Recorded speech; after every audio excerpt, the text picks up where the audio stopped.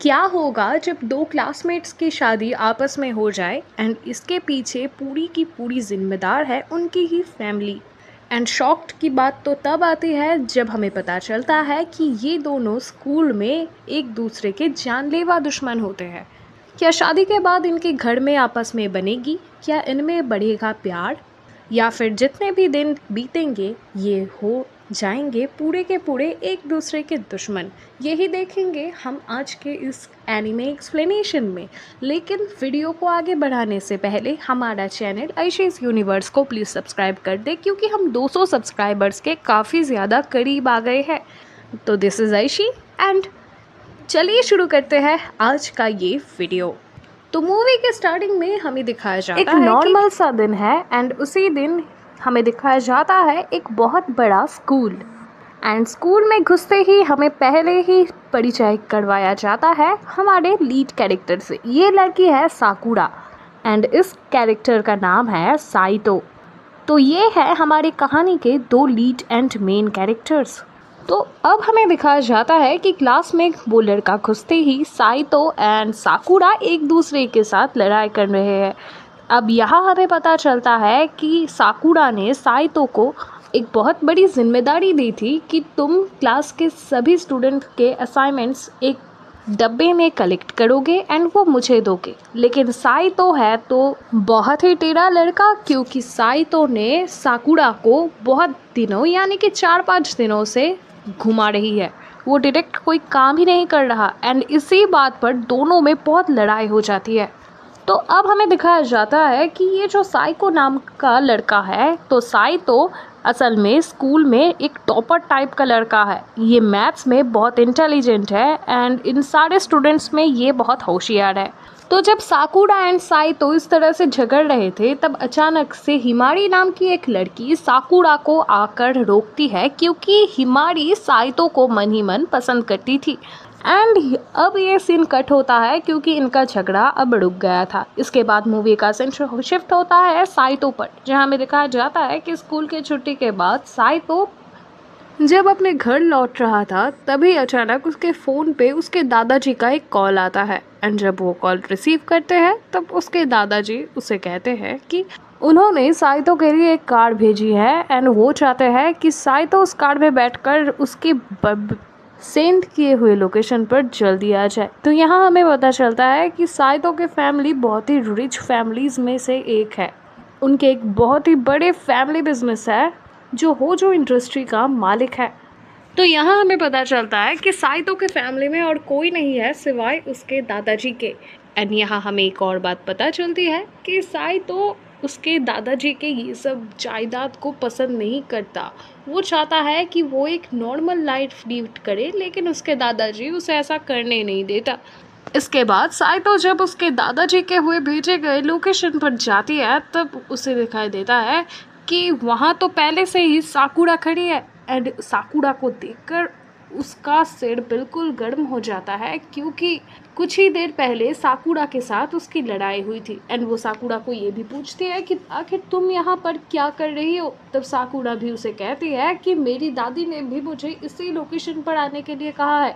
अब साइतो समझ ही नहीं पा रहा था कि वो क्या बोले। इसके बाद अचानक वहाँ आ जाते हैं साइतो के दादाजी एंड साकुरा की दादी। तब यहाँ हमें एक शॉकिंग चीज़ रिवील किया जाता है कि उसके दादाजी एंड उसकी दादी एक दूसरे के साथ प्यार कर रही है, मतलब वो एक रिलेशनशिप में है। जो सुनकर साकुरा और साइतो दोनों ही बिल्कुल चौंक जाते हैं।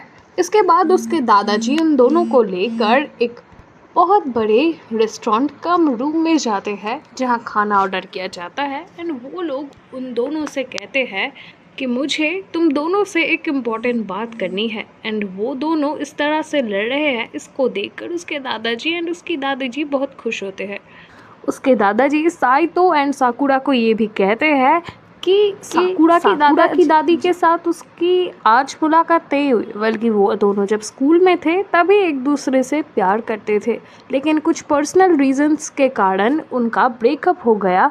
लेकिन कुछ दिनों पहले ही उन्हें पता चला कि वो एक दूसरे के बिना रह नहीं पाएंगे।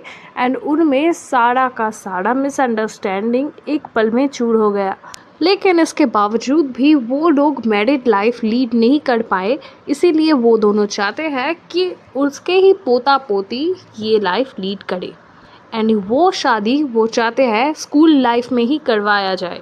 लेकिन ये बात जब साकुरा एंड साइतो सुनता है, उनके सिर में बहुत दर्द हो जाता है, क्योंकि साकुरा सपने में भी नहीं सोच सकता कि उसकी शादी साइतो से हो रही है। एंड साइतो का भी यही मानना है। एंड साइतो ये भी बोलता है कि वो लोग अभी स्कूल में है, अगर कॉलेज में होते तो भी कोई बात होती, लेकिन अभी वो फिलहाल स्कूल में है तो वो शादी कैसे कर सकते हैं। एंड ये बात सुनकर उसके दादाजी भी बिल्कुल एक शॉकिंग सा प्रश्न साइतो से करता है। वो साइतो से कहता है कि मुझे पता था कि तुम यही बात करोगे, इसीलिए मैंने पहले ही थी।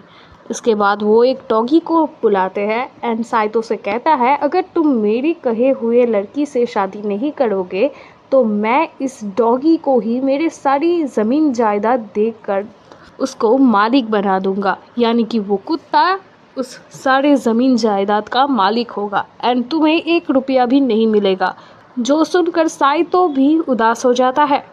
एंड इसके बाद साइतो बहुत परेशान होता है एंड वो क्या करेगा ये उसे समझ ही नहीं आ रहा था। तभी साकुरा को उसकी दादी बुलाती है एंड साकुरा से उसकी दादी उसके कानों में कुछ ऐसी बातें बोलती है जिससे साकुरा भी बिल्कुल हैरान हो जाती है। लेकिन उसकी दादी ने उसे क्या कहा ये हमें इस सीन में पता नहीं चलेगा, वो हमें बाद में रिवील किया जाएगा। एंड तभी साइतो के दादाजी साइतो एंड साकुरा से बोलते हैं कि तुम्हारे पास 3 दिन का समय।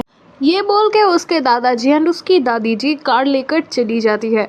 एंड इसके बाद साकुरा साइतो से बाहर आकर पूछती है कि तुम्हारा क्या मानना है, क्या तुम सच में चाहते हो कि हमारी शादी हो। एंड ये सुनकर साइतो भी चौंक जाता है एंड उसे समझ नहीं आ रहा था कि उसे क्या बोलना चाहिए। एंड इस बात पे ही दोनों में फिर से लड़ाई झगड़ा हो जाता है। इसके बाद सीन शिफ्ट होता है साकुरा की हाउस में, जहाँ में दिखाया जाता है कि साकुरा बेचारा लेटी हुई है एंड उसकी सिर में बहुत दर्द हो रहा है। एंड वो तभी सोचती है कि क्या किया जाए। एंड तभी उसके फ़ोन में कॉल आता है उसकी फ्रेंड हिमारी की। एंड हिमारी को फ़ोन में पाकर साकुरा भी अपनी सारी बातें हिमारी को बताता है, लेकिन वो ये रिवील नहीं करता कि किसके साथ उसके शादी होने वाली है। एंड हिमारी ये कहता है कि तुम तो अभी स्कूल में हो एंड तुम्हारी शादी आखिर किससे होने वाली है। लेकिन साकुरा तो ये बात उससे नहीं कहती एंड उल्टा साकुरा उससे पूछती है, अगर तुम्हारी शादी तुम्हारे फैमिली वाले ज़ोर ज़बरदस्ती से किसी और के साथ करवाया जाए तब तुम क्या करोगे। एंड इस बात से हिमारी बिल्कुल चौंक जाता है एंड वो उल्टा सीधा प्रश्न का जवाब देना चाहती है। इसके बाद सीन शिफ्ट होता है साइतो के ऊपर, जहाँ में दिखाया जाता है कि साइतो एंड उसकी बहन सीजे एक दूसरे से बातें कर रहे हैं। ये यहाँ हमें पता चलता है कि सीजे उसकी सगी बहन तो नहीं है, लेकिन वो सीजे से अपनी बहन की तरह ही प्यार करता है, यानी वो उसकी खुद की बहन की तरह ही सीजे को मानती है। एंड उसकी बहन जो सीजे है उसकी बातें काफ़ी मैच्योर है, वो है तो बच्ची लेकिन वो एक मैच्योर औरत की तरह बात करती है।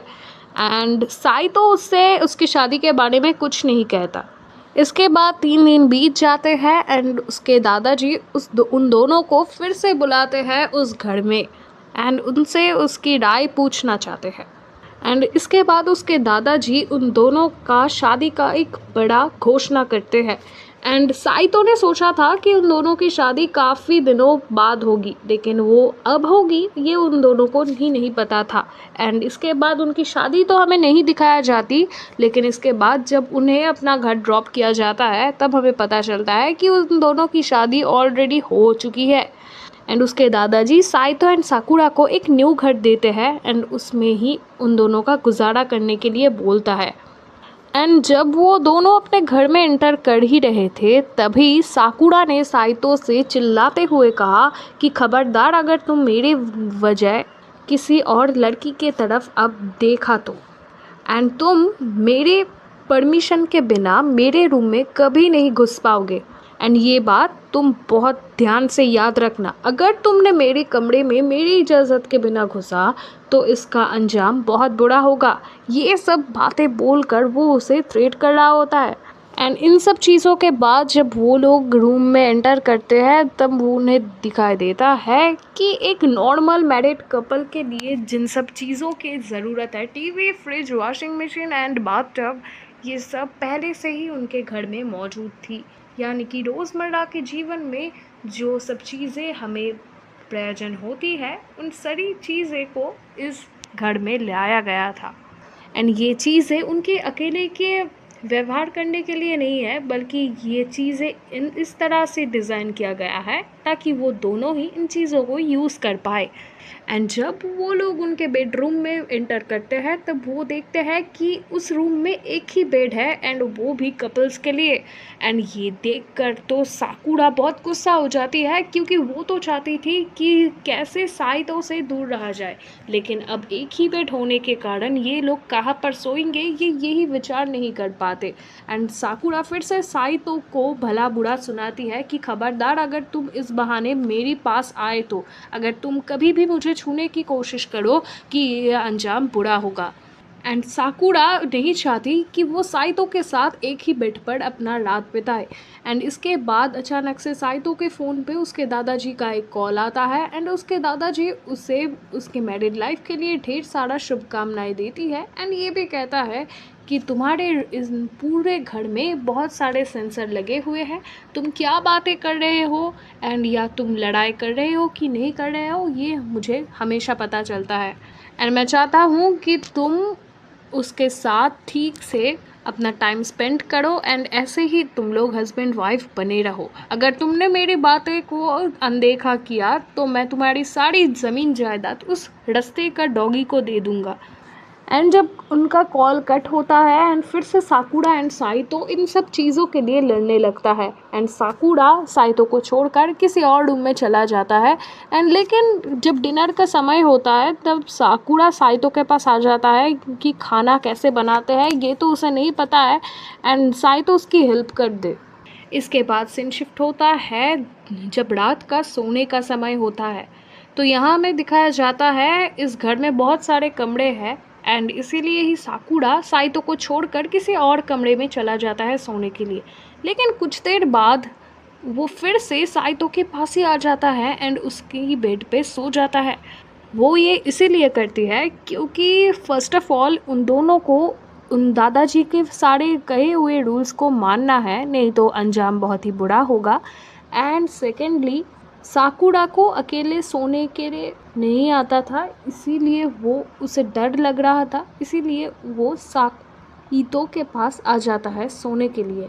लेकिन सारा दिन ये लोग इतना लड़ाई झगड़ा कर रहे थे एंड फाइनली इन सोने के टाइम पे इन दोनों के बीच कुछ सीरियस बातचीत हुई। एंड तभी साइतो साकुरा से पूछती है कि तुम आखिर शादी के लिए राज़ी क्यों हुई? अगर तुम राज़ी नहीं होती तो हमारी शादी ही नहीं होती।